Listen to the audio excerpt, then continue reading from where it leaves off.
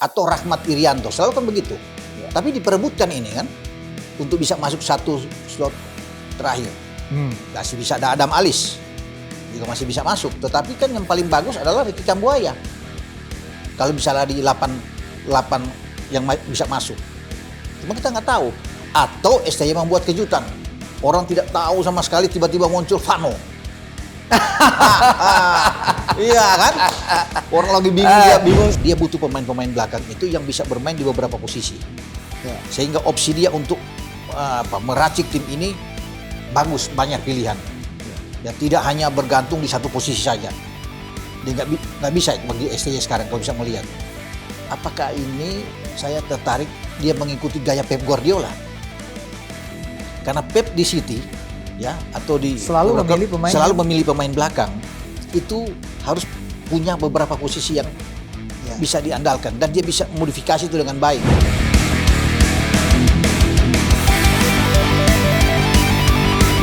Yes, kita berjumpa lagi di Robola. Roni Pangemanan Boy Noya ngobrolin sepak bola hanya di Sportify. Jangan lupa hanya di Sportify.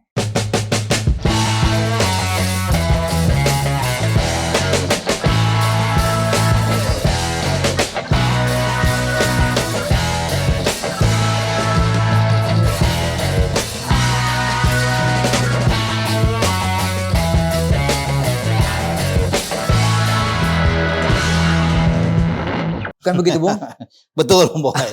Tetap harus tonton terus Sportify. Iya dong. Iya. Ini kan Sportify kita. Betul. Kan. Makin keren aja nih Sportify. Iya. Dan jangan lupa nih subscribe ya. Iya. Betul kan, teman-teman? Subscribe, ya, share, supaya kita memberikan, like, ya kan? share, like, supaya kita bisa memberikan informasi terbaru. Kalau kita memang terkait timnas juga ya. Iya. Karena juga tanpa bantuan dari teman-teman semua para netizen kan channel ini tidak akan berkembang juga, Pak. Betul. Dan terima kasih untuk masukannya, kritik dan saran. We open untuk kritik dan saran ya. Ya, betul. Bung Ropan ya. Betul. Dan juga untuk dorongan-dorongan supaya kita lebih giat lagi untuk memberikan semangat melalui channel ini untuk timnas. Bahkan sepak bola Indonesia secara keseluruhan. Iya dong. Iya. Begitu. Nah, lupakan Piala Asia U23. Iya. Playoff kita lupakan juga. Ya, termasuk kita menatap ke pra Piala Dunia, Bung. Itu yang paling ya kan? hot untuk dibicarakan. Tinggal berapa hari? Belum mungkin 3 mingguan ke depan ya. 3 minggu ke depan. Nggak sampai sebulan ya. Iya. Lawan Irak tanggal 6 Juni. Sekarang udah tanggal 14 misalnya. Ya sudah memang. 3 mingguan. Berarti para pemain itu akan berkumpul tanggal 27. Saya juga sempat berbicara kemarin dengan Ketua BTN, Badan Tim Nasional, dan sekaligus salah satu manajer Pak Sumarji, menanyakan kesiapan tim nasional kita untuk menghadapi Irak tanggal 6 dan menghadapi Filipina tanggal 11. Dia bilang, Bung, itu tanggal 27 kami akan kumpul. Kenapa tanggal 27? Karena rupanya, Boy, ada rencana timnas ini di bawah STY ini akan bertanding pertandingan uji coba melawan salah satu negara. Nah, negara itu ketika saya tanya siapa negaranya, kami masih pilih. Jadi PSSI itu masih hitung terus negara masih menawarkan ini ke beberapa negara untuk bermain pada tanggal 2. Negara mana aja nih, Bung? Yang saya tanya. Saya tanya tapi belum ada pasti. Lagi dicari. Saya bilang kalau mau enak buat kita ya ambil aja Malawi. 125 peringkat FIFA kan. Masih di atas kita sebenarnya, masih lebih bagus kita. Kita kan 134. Atau kita coba ukuran kita dengan Tajikistan. Iya kan? Tajikistan itu 99 peringkat dunia. Jadi oke lah ya, bagus untuk kita coba bermain Jakarta. Pasti kalau ditawarin, tapi belum. Mas Marji bilang ada beberapa negara ya. Sementara dilihat belum ada jawaban, kita tunggu aja. Itu untuk sparring. Cuma Boy, kalau saya pikir juga ini apa nggak riskan ya? 4 hari menjelang. Ya. Kalau sampai cedera, ada pemain yang bagus, Tom Hai cedera atau Ragnar cedera kan berpengaruh lawan Irak. Mungkin ya inilah urusan bagi STY lah. Dia akan memasang pemain-pemain yang bagaimana atau memberikan jam bermain buat yang lain-lain. Bung Ropan. Ini usulan dari STY atau memang dari federasi untuk federasi beruji coba ini? Mungkin saya pikir STY juga ya menginginkan, termasuk dengan federasi harus ada anak-anak biar mungkin ada penyegaran buat pemain-pemain. Tapi juga kan itu saya bilang kan bisa mengandung sebuah resiko karena yang kita lawan bukan Filipina duluan, Irak duluan, Filipina belakangan. Itu yang dan kita butuh menang loh. Bahaya kalau kita ada 1-2 pemain inti kita tuh mengalami cedera di uji coba kan, Semoga tidak terjadi ya, semua baik-baik saja sehingga kita bisa fokus melawan Irak dan Filipina. Tapi desas-desus di medsos, di berita-berita online juga ada nama Portugal. Portugal itu dalam waktu dekat saya pikir nggak bisa. Kan mereka lagi fokus untuk Euro. Di Jerman. Mana bisa mereka mau datang pada bulan Juni? Kan FIFA Matchday itu Juni, baru kemudian melangkah ke September. Nah di September juga nggak mungkin, Boy. Karena terlalu dekat. Kalau kita lolos ke putaran ketiga di kualifikasi Piala Asia, kita bermain di September. Jadi memang nggak mungkin. Kalau yang pas kita bermain itu tahun depan, itu kalender kosong. Kalau sekarang padat semua. Jadi sampai akhir tahun sudah nggak usah pikirkan dengan Portugal lah. Iya. Kita tahun depan itu, dan kan salah satu Exos sudah bilang, Pak Arya sudah ngomong bahwa kemungkinan paling enak itu tahun depan. Lebih mantap untuk mengatur. Jadi bisa terbayangkan ada nama-nama besar, tim-tim besar seperti Portugal. Salah satu juga Portugal, Jerman atau Belanda. 3 atau Belanda. Itali juga bisa, Bung ya? Bisa. Kalau urusan Italia ya kasih ke Pak Erik udah aman itu. Iya kan? Betul. Kasih Pak Erik untuk aman. Udah kalau untuk Italia. Ya, jadi memang bagus buat kita lah. Kalau kita dapat 4 negara itu kan, Portugal, Jerman, Belanda, Italia. Dan 4 hadir di Euro. Nantinya pada bulan Juni. Bung, berapa pemain yang akan dipanggil kalau tanggal 27 nanti? Dari regulasi yang ada itu 23. Kalau ini kan di bawah FIFA benar ini. Walaupun masuk dalam hitungan FIFA Matchday istimewa, tapi 23. Tapi STY itu biasanya ambil tuh lebih dari 23, Boy. Maksimum berapa, Bung? Dia akan ambil mungkin 25 atau 26. Biasa begitu kan. STY akan ambil di antara 25 atau paling banter tuh 26. Walaupun yang terdaftar harus daftar 23. Sesuai dengan regulasi yang ada. Itu yang kita akan nantikan. Cuma kan nama-nama ini yang banyak yang menunggu kan, siapa? Itu nama-namanya akan 25 atau 23 pemain itu dia yang paling seru. Jadi minggu depan kita akan tahu nama-nama itu. Sepertinya begitu. Minggu depan kalau 27 kumpul harus minggu depan dong. Minggu depan ya mungkin tanggal 22 ya sudah 23 udah masih diumumkan siapa-siapa nama, tapi tidak akan bergeser jauh dari materi pemain kita yang tampil melawan Vietnam 2 kali. Plus tentunya yang kita lihat tampil di U23 di Piala Asia kemarin Qatar, itu juga tidak ada kejutan-kejutan berarti untuk bisa masuk ke dalam, kecuali pemain tambahan naturalisasi nantinya. Itu aja. Nah, Bung Ropan sudah menyinggung pemain tambahan naturalisasi atau diaspora. Ada 3 nama ya, Bung ya? Ini beredar, kita lihat kalau di medsos maupun di berita-berita online itu ada nama Martin Paes, Calvin Verdong, Jans Raven. Nah, Bung, bagaimana proses Martin Paes ini? Kan sudah disumpah. Ambil sumpah ya? Ya sudah oke, sudah masuk. Tapi kan setelah itu ada pengurusan untuk alih federasi, perpindahan federasi. Saya pikir itu gampang, nggak dipersoalkan. Dan itu kan sudah dikonfirmasi oleh Exco PSSI Pak Arya juga sudah bilang bahwa masalahnya bukan di alih federasi. Federasi itu gampang. Kalau Ragnar aja sama Tom Hai hanya dalam seminggu selesai. Waktu itu masih ingat, Boy? Sebelum mereka main di Hanoi dan kita menang 3-0 saat itu. Kemudian proses juga alih federasi dari Nathan Cho kan. Waktu itu juga 1 minggu selesai. Saya pikir yang menjadi masalah utama tentunya adalah menunggu keputusan untuk dicas ini. Bahwa dia kan sudah dengan regulasi dia bermain sudah pada usia 22 tahun kan, sebenarnya sebelum 21 tahun. Dia membela U21-nya Belanda waktu itu lawan Belarusia, sehingga ini. Tapi kan sudah oke, sekarang sudah berproses, sudah berjalan, dan diperkirakan bahwa akhir Mei ini semua tuntas. Jadi sebelum pertandingan tanggal 6 melawan Irak, itu semua selesai. Ya termasuk CAS ini dan juga dengan alih federasi. Sehingga kemungkinan besar Martin Paes itu akan bermain. Ya itu yang paling penting di situ kan. Yang penting bagi PSSI adalah mendorong dia sudah menjadi warga negara Indonesia dulu. Itu artinya tanggal 27 kalau nama-nama itu diumumkan, Bung Ropan, nama dia ada. Udah harus masuk. Udah harus masuk. Iya, harus masuk. Makanya kan ada keyakinan bahwa dia bisa. Itu dari awal sebelumnya memang harus yang diutamakan dia adalah itu menjadi warga negara dulu, perpindahan warga negara ini. Dan itu sudah proses sudah ada. Warga negara itu. Sehingga mendorong ke CAS itu enak. Kan sekarang sudah bergulir dan terus dikebut kok. PSSI terus mengebut ini karena bagi Martin Paes dia sangat menginginkan ya untuk bisa bermain dengan tim nasional kita. Untuk mengawali debut bersama dengan tim Garuda kita. Ya. Paspor dia sudah pegang karena dia sudah sumpah, sudah legitimate. Itu yang paling penting. Yang paling penting itu. Iya. Sekarang yang sedang diurus adalah proses arbitrasenya. Iya, itu. Tapi bukan baru diurus, sudah berjalan. Sudah, makanya tinggal menunggu ini. Jadi dikebut itu ya sampai akhir bulan ini, akhir Mei ini sudah. Itu yang saya pikir kalau bagi PSSI sudah bicara begitu, saya yakin. Karena kan nggak mungkin Pak Erik sebagai ketua umum hanya tinggal diam.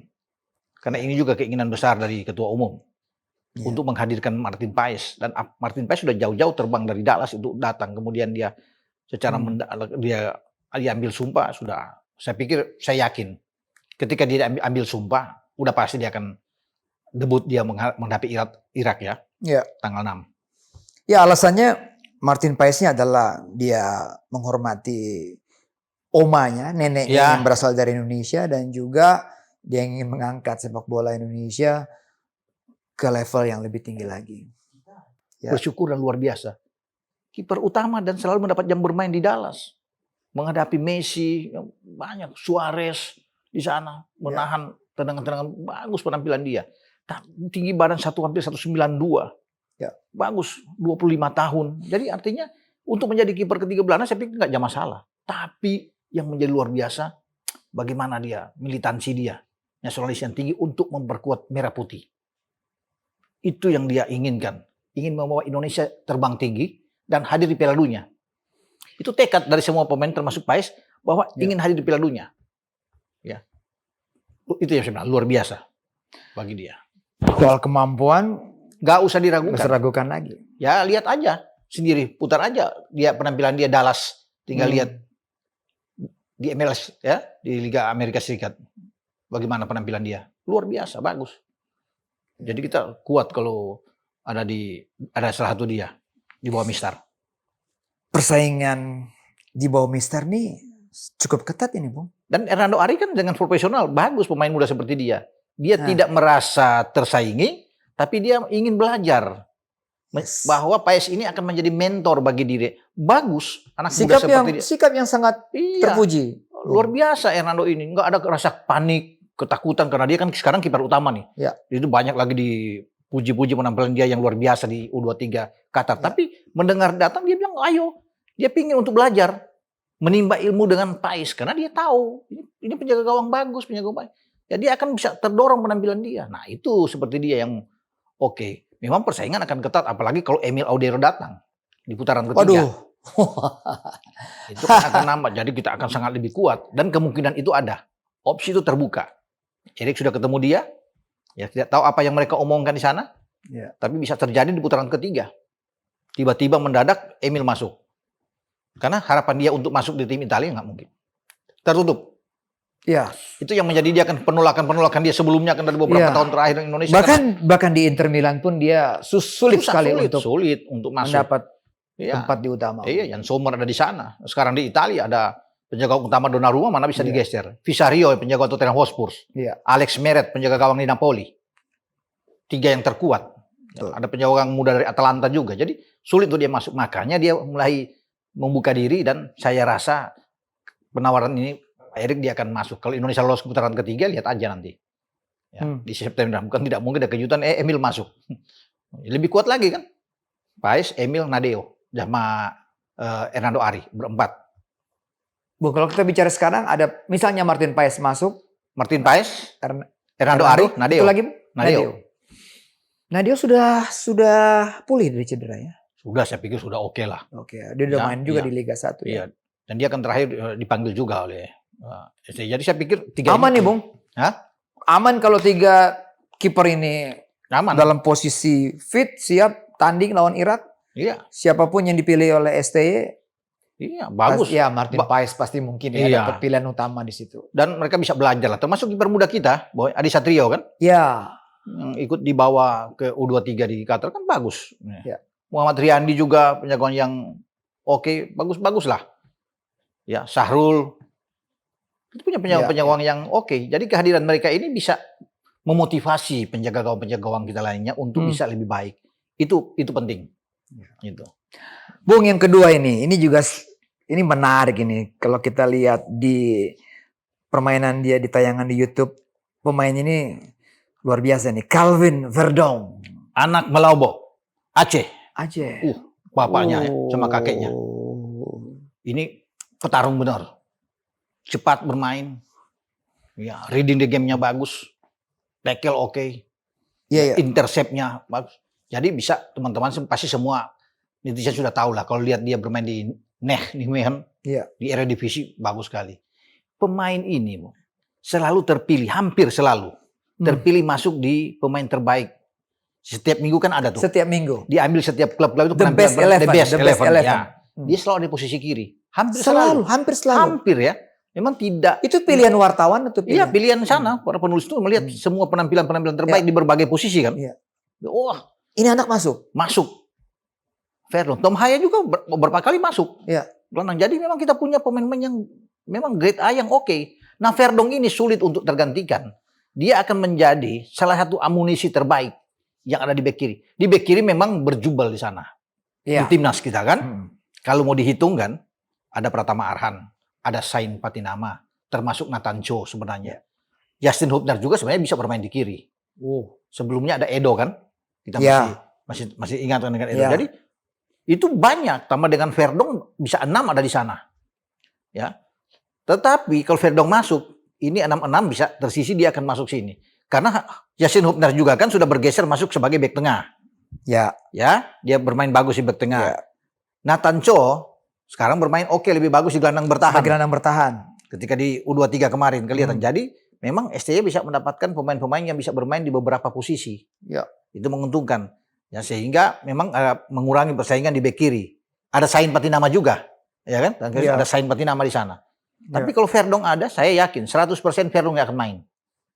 Bukan Sain, bukan Arhan misalnya. Mungkin akan main di babak kedua mereka, tapi Verdong akan menjadi amunisi penting. Dan STY sudah ke Belanda dan melihat langsung anak ini bermain.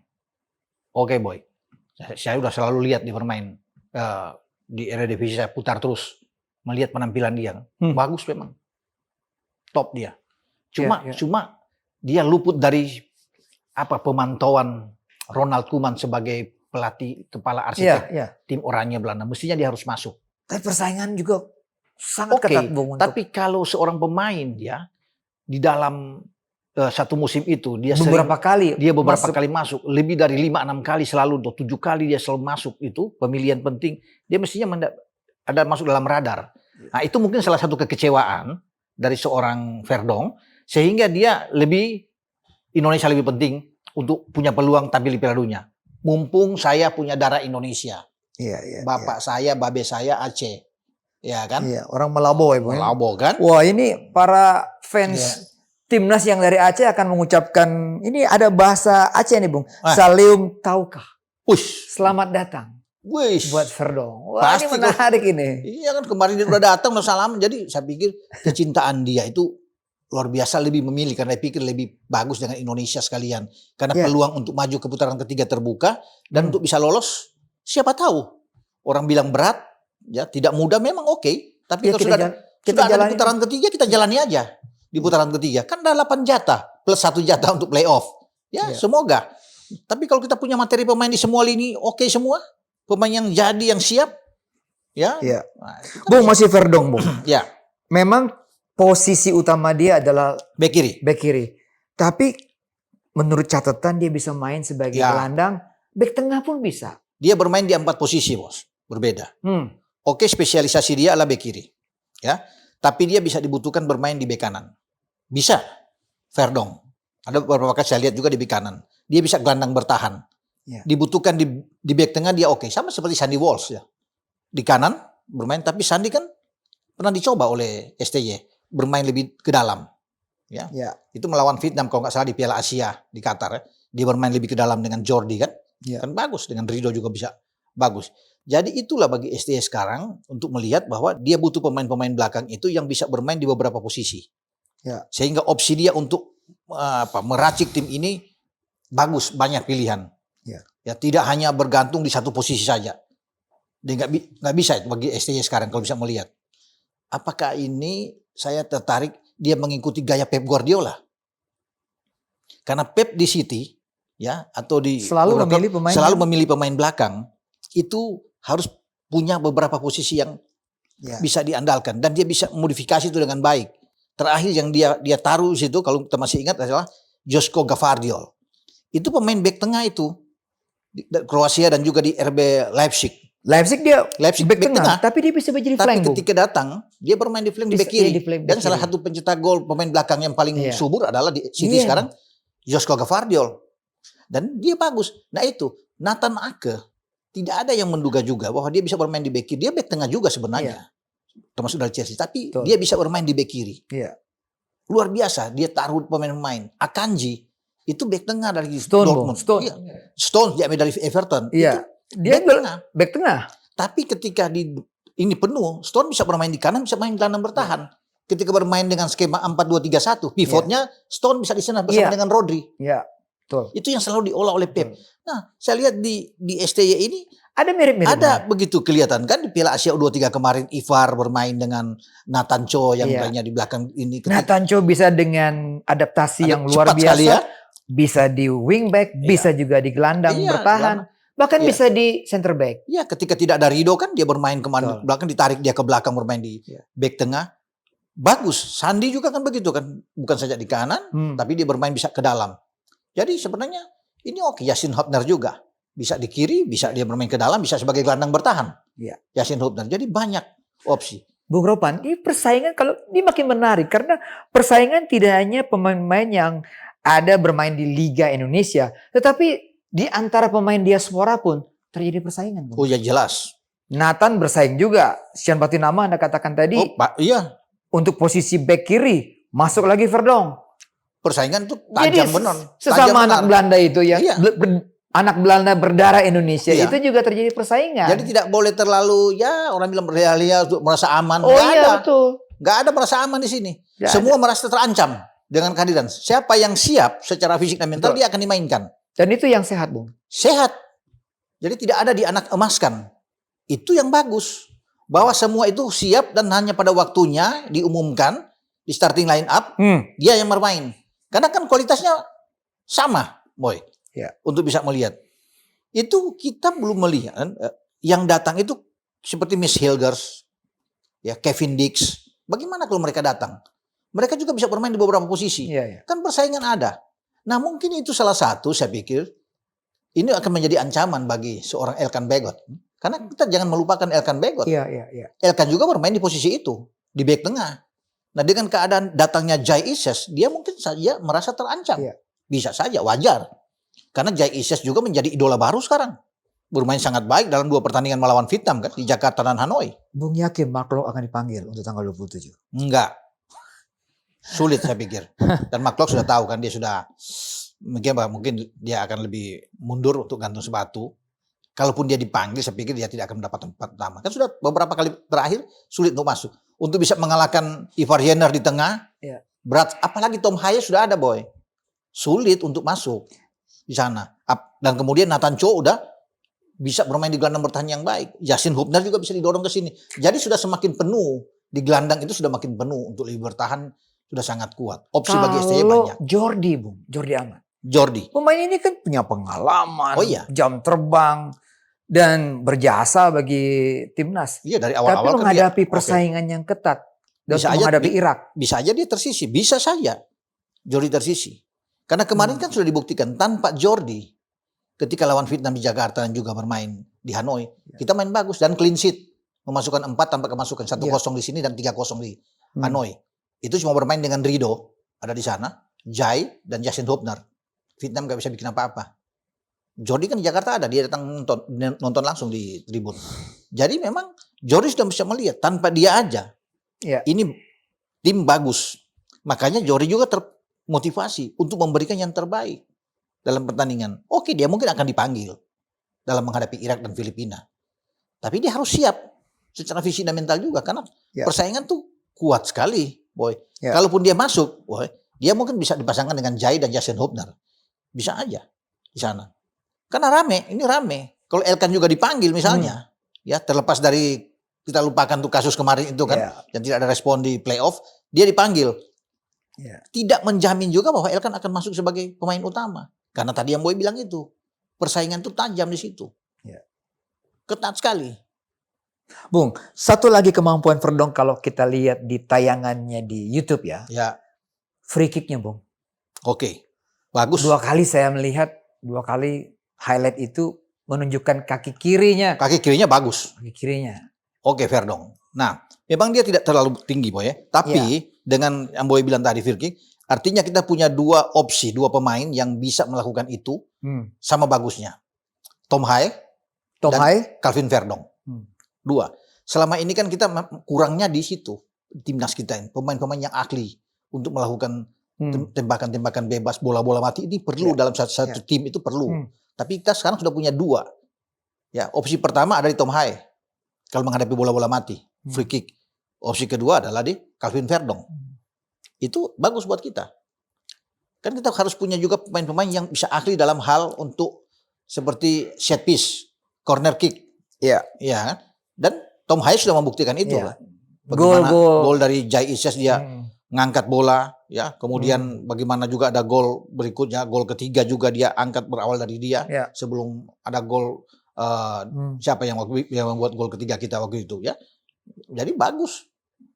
Ramadan Sananta. Ya. Kalau kita ada duel dengan Yasin Hobner ketika itu, ya. Jadi saya pikir oke waktu lawan Vietnam ya. Wah, ini menarik nih kalau Verdong masuk minggu depan, dia bergabung, kemampuan yang tadi kita bahas dan mungkin juga para penggemar sepak bola sudah melihat kehebatan dia kan. Dribblingnya bagus, interceptnya bagus, umpan-umpan diagonalnya juga oke, Bang. Dan fisiknya juga fisik sangat prima pemain. Dan butuh pemain seperti dia memang untuk cepat bermain, untuk bisa melakukan crossing.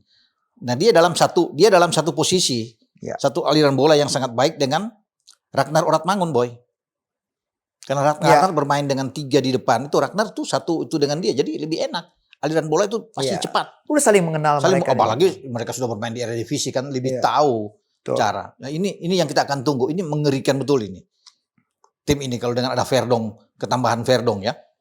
Apalagi kita sudah ada di tengah dengan Tom Haye. Dan Verdong akan main di GBK, Bu. Ini buat dia salah satu obsesi. Debut dia terobsesi benar. Dia kan pasti dengar dari teman-temannya bagaimana suasana, atmosfer. Oh, sudah diceritain sama Ragnar. Pasti telepon-teleponan tuh Ragnar, Tom, semua tuh mereka udah paling lu main di Senayan begini, atmosfer penonton dukungan yang sangat kuat. Merinding dia pasti. Iya, semua beda ini pasti beda. Sudah bercerita semua dengan dia. Makanya atmosfer GBK itu beda. Makanya keinginan itu kan luar biasa. Dan Jai merasakan itu kan ketika dia mengawali debut itu lawan Vietnam kan di GBK kan Jai tahu itu. Nathan Cho kan lihat langsung debut dia. Kan luar biasa tuh. Bagaimana?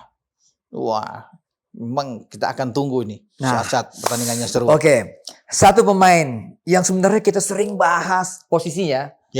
Striker nomor 9. Akhirnya ada nama nih, Bung. Masih muda 19 tahun. Jens Raven. Sebenarnya juga tidak ada yang menduga ya. Iya. Bahwa Raven ini akan masuk. Ya, dia bukan grade A lah. Karena dia masih terlalu muda. Dia masih di akademi mungkin ya. Di akademi mungkin. Ya, posisi akademi kan di Dordrecht U21 lah, tapi dia masih termasuk di bawah. Iya. Tapi kan STY melihat ketika ke Belanda mungkin jalan-jalan di sana melihat pemain ini bagus untuk masa depan dia. 18 tahun kan ini bisa dipakai oleh Indra Safri tim U20. Iya. Ya, jadi dia banyak. Untuk ke depan juga kan ada Rafael Struijk mungkin tidak bisa bermain lagi di U23 nantinya kalau di Arab 2 tahun lagi kan 2026 Arab tuan rumah. Nah, Jens Raven ini yang diharapkan bermain sebagai nomor 9. Untuk menghasilkan posisi dari Rafael Struijk di lini depan. Jadi potensi dia ke depan itu menjadi salah satu mungkin alasan ketika dia ditawarkan untuk bisa dinaturalisasi. Tapi menurut saya tetap harus ada pemain nomor 9 yang mapan di depan. Yang matang, yang punya kedewasaan bermain. Usia mungkin boleh masih muda, 22 atau 23 tahun. Menurut saya berapa, tapi kita punya harus itu. Misalnya, Ole Romani di Utrecht. Dia kan dia sudah ada kontak-kontak dengan Pak Ketua. Sudah bicara lewat Zoom. Ya mudah-mudahan saja untuk next nantinya, kloter berikut Ole yang dipakai untuk bermain di nomor 9. Karena Raven ini hanya persiapan untuk masa yang akan datang depan. Karena dia bisa bermain di U20 yang saya bilang tadi itu. U23 juga masih bisa bermain. Tapi kalau kita punya Ole Romani bagus. Salah satu solusi untuk ada di depan. Kuat kita. Jadi belum tentu dong James Raven ini bisa menjadi starter line up ketika lawan Irak, Bung? Jika dia cepat ini dan kan lawan Irak loh, Bung. Iya, untuk depan dia akan diambil untuk Sumba, ya mungkin bisa aja dia diambil dalam, tapi masih tanda tanya apakah dia akan bisa masuk atau dengan Rafael. Kalau Rafael kan sudah terbiasa. Di Piala Asia juga tampil dia kan, memang. Jadi bisa aja masih Rafael yang akan tampil. Namun kan STY selalu ingin mencoba dan bukan tidak mungkin sih Raven juga ikut masuk dalam skuad jika dia sudah diambil ambil Sumba, Boy. Jadi ini pemain juga bisa main di nomor 10. Main nomor 10 bisa. Sebagai target nomor 9 juga nomor bisa. Nomor 9 dia oke. Jadi tinggi badan, Bung. Wah, bagus. 180 lebih dia. Jadi potensi ini untuk menjadi memang striker. Untuk striker. Dan katanya juga rajin. Tidak menjadi penyerang yang malas. Ya malas nunggu bola. Nunggu bola. Itu. Tapi dia bergerak terus. Dia bergerak terus. Ya model Rafael yang bisa lari ya untuk bisa membuka ruang itu kan penting. Kalau catatannya dia mencetak 8 gol atau 6 gol, Bung ya. 6 gol dari 16 laga. 6 gol ya. Menurut Bung Ropan gimana? Walaupun kita belum lihat kita bilangnya, tapi kan ini kan dia mencetak gol di level yang memang masih di bawah. Di bawah, ya.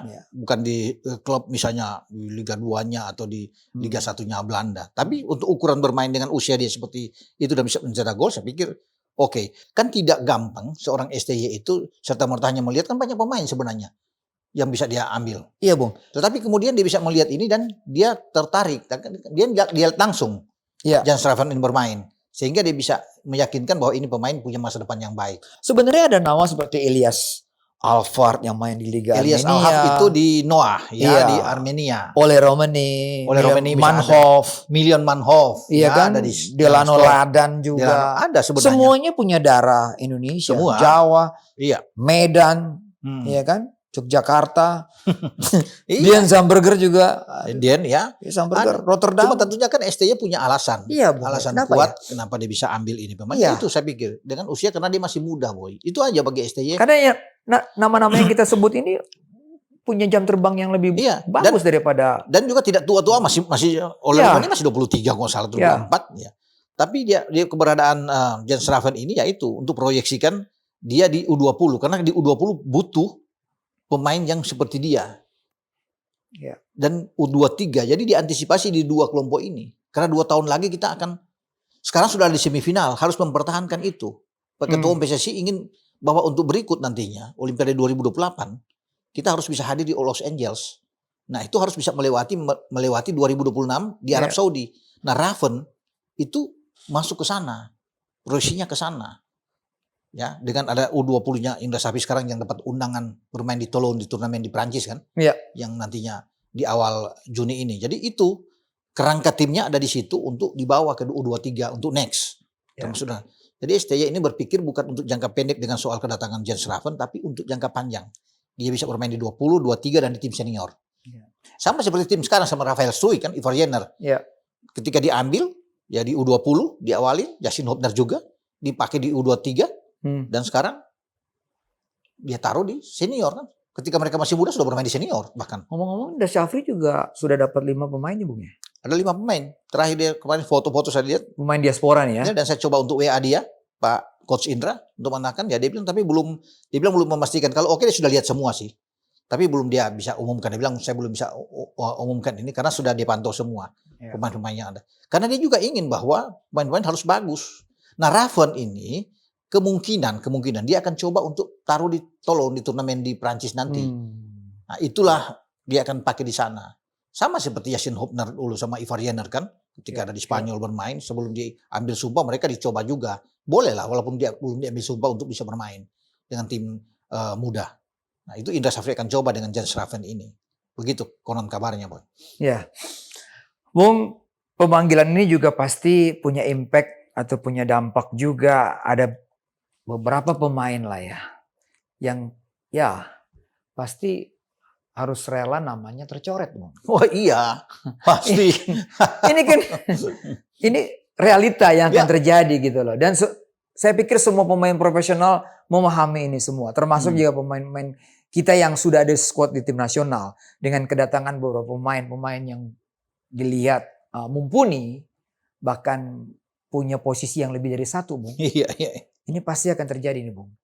Bagaimana pendapat Bung Ropan?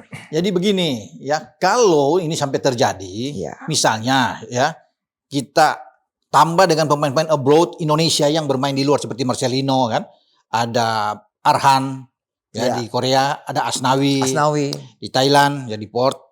Nah, kalau dijumlahkan secara total yang bermain di luar ini, mungkin saja bisa 17. Ya, 17. Ya, 17 itu termasuk dengan Pais masuk sama Verdong dan Raven. Ya kan? Ditambah dengan Marcelino yang ini bermain abroad, yang bermain di luar, bukan yang bermain di Indonesia saat ini misalnya. Nah, kalau STY memilih katakan 25 pemain, berarti tinggal 8, Boy. 17 berarti tinggal 8 pemain yang ada di Indonesia, main di Indonesia di Liga 1 yang diambil. Siapa nama mereka? 8 pemain itu. 8 ini, Bung, yang utama adalah mereka-mereka yang telah menjadi langganan. Pasti. Bahkan yang bermain di U23 juga kemarin ada kan Hernando Ari, katakan 1. Oke dong. Dari 8 itu. Rizky Ridho. Oh, iya. Sudah 2, tinggal 6. Bisa aja Alfreda Dewangga, bisa saja. Oke. Witan Sulaiman. Sudah 4. Tinggal 4 lagi. Yakob Sayuri. Udah 5. Bisa diambil kan. Bisa saja Egy. Bisa saja. Karena STY kan orang kan bisa, kenapa Egy akan saya pikir tapi tetap STY akan memanggil dia. Kalau misalnya 8 potensi dia untuk dipanggil terbuka. Ya kan? Udah ada Egy, udah ada 6. Siapa lagi 2? Apakah Hoki? Yang selalu orang bisa mengatakan, orang bilang ngapain Hoki diambil?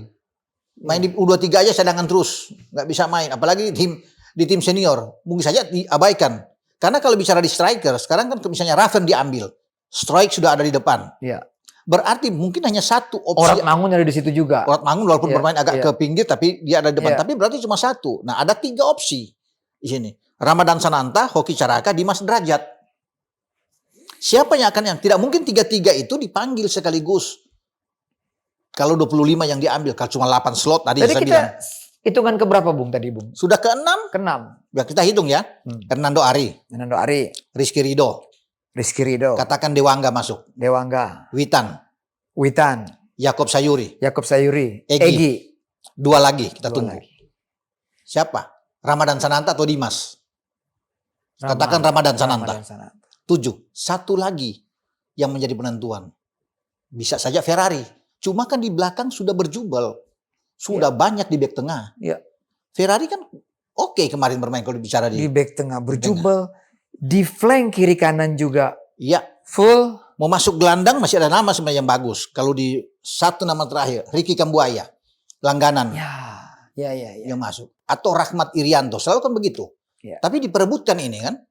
Untuk bisa masuk 1 slot terakhir. Masih bisa ada Adam Alis. Juga masih bisa masuk. Tetapi kan yang paling bagus adalah Ricky Kambuaya.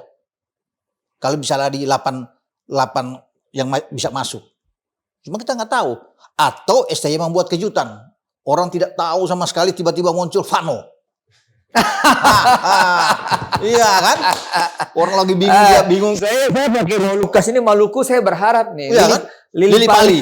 Orang kan sudah diam sama biar kan di prank sama STY kan. Gua bikin kejutan aja sekalian lah. Iya kan? Masuk aja. Tiba-tiba Stefano Lili Pali masuk. Langsung masuk. Itu meledak semua itu. Itu berita yang ditunggu orang kan. Bisa saja, Boy. Iya kan? Jadi Stefano tuh bisa ketemu dengan teman-teman dia yang pernah bermain dulu Liga Belanda kan di Eredivisie sama RC. Secara usia walaupun sudah di atas 30, Bu ya? Iya, bisa saja Stefano tuh bisa. Style permainan, kontribusinya udah nggak bisa. Salah satu pemain terbaik yang ada sekarang di Liga kan bersama dengan Borneo. Gol, asis sudah nggak usah dipertanyakan lah dengan kan bisa saja itu terjadi. Menarik kan? Bisa saja itu. Iya kan? Masih ada satu lagi yang sempat ditendang oleh STY yang orang nggak tahu ya. Sadil Ramdhani. Ini banyak. Iya kan? Banyak lagi nih pundit-pundit yang mengkritik Sadil Ramdhani. Begini. Tapi kan dia di Sabah tuh. Karakter lah, disipliner lah. Sadi kalau denger ini buktikan. Iya, Sadil itu Sadil kalau sekarang denger ini terbuktikan. Sudah bicara Sadil ini ya. Iya. Kalau nggak ada Sadil, kita itu out kayaknya di kualifikasi. Karena gol balasan dia lawan Filipina itu menyelamatkan kita. Betul. Kan sudah kalah 1-0. Kalau kita kalah di Filipina, jangan mimpi sekarang ini kita masih bisa. langkah kaki kita sudah ada di babak berikutnya. Sudah 2 kali kalah berarti kan? Betul. Kalah di Basra 5 gol, 5-1. Kalah 1-0 misalnya nggak ada gol Sadil. Betul. Makanya Sadil yang menentukan. Tapi kemudian Sadil nggak ada sekarang. Bisa saja STY untuk ini ambil lagi Sadil misalnya kan. Wah, rame kan? Rame boy. Orang lagi menunggu-nunggu ini. Ini 8 slot misalnya kalau ini benar. Dengan 3 kan masuk terakhir itu kan Verdong, Pais, dan Raven. Berarti 8 ini yang kita tunggu. Siapa? Kalau yang 6 tadi kan udah pas tuh kita bilang sampai 7 kan sampai di Ramadan. Nah 1 ini apakah Sadil atau Vano untuk bisa membuat ini kejutan besar. Tapi kan kita sudah bilang di awal bahwa Kambuaya punya kans besar untuk masuk melengkapi itu di posisi. Di luar nama-nama yang kita sebut tuh dari Liga 1 Bung, ada nggak Bung Ropang lihat? Saya kira nggak ada. Nggak ada yang dia akan ambil untuk terbatas sekali.